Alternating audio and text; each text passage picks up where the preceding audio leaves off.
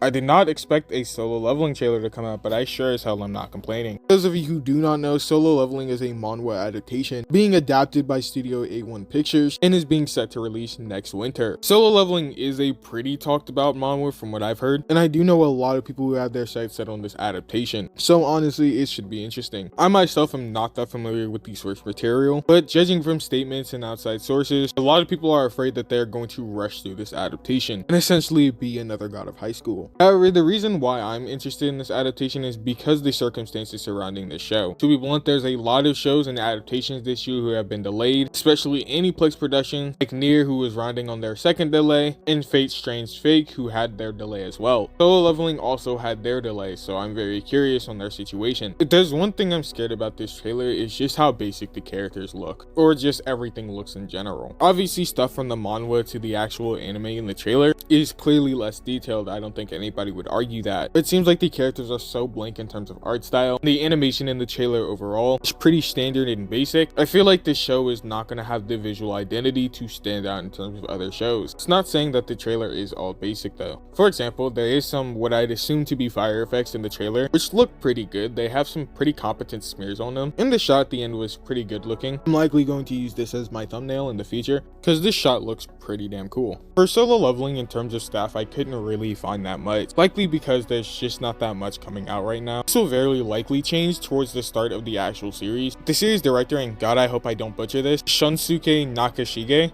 and he has directed and storyboarded some episodes of Seiyo Alicization, but mostly from what I've seen, he's just done key animation and second key animation on several shows. The music should be pretty iconic because the composer is Hiroki Samano, who's done music in shows like Seven Deadly Sins, Attack on Titan, 86, and many more. The music shouldn't really be a problem. All in all, from an adaptation standpoint, I don't really think there's much that stands out. The trailer looks okay from what we've seen. I'm not just gonna go out and say if this adaptation is gonna be good or bad, because once again, there's very little information on what we have of this show. With that being said, I am going to start posting more and more on YouTube, so if you like this short video, please make sure to leave a like and subscribe and ring that notification bell so you can get caught up when I post. I am Debunked by Aaron PFP, signing out.